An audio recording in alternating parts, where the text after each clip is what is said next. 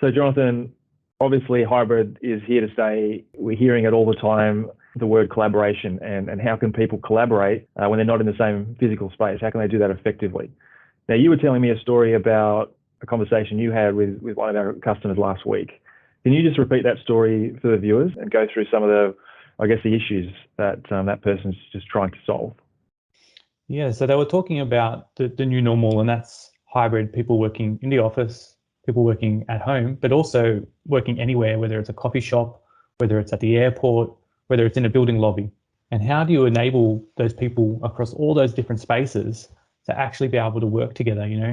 In the olden days or in times gone past, everybody was in a meeting room. You could have a whiteboard.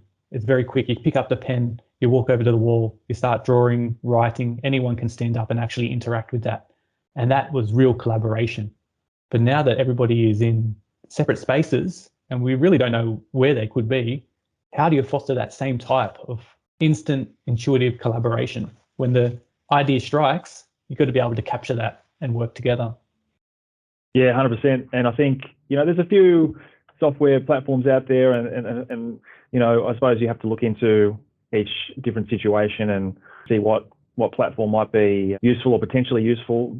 We've tried a few that are a little bit clunky, or perhaps you have to be actually using a specific platform of video conferencing software to use, that whiteboarding or, collaboration tool, which is also limiting.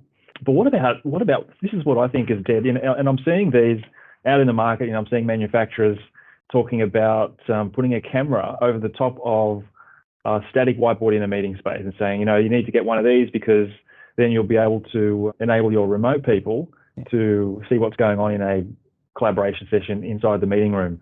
But I think that's crazy because that seems to me like it's just one way. The people in the meeting room are having a rich collaboration session, like you said, like they used to, and that's all fine and dandy. But if you're not in the meeting room, you can't contribute. You can see it, but you can't actually get involved. You can't put your own thoughts and ideas on the page. It's very limiting. What do you think?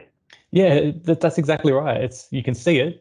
But it's like you're standing outside the room, peering through a window, and all of the collaboration and interaction is happening in that room, but you're not part of it, and there's no way for you to actually engage. So putting a camera on a static whiteboard in a room, even with all of the fancy overlaying and making it easy to auto crop and go transparent so that you can visually see it easily, but it doesn't solve that collaboration hurdle.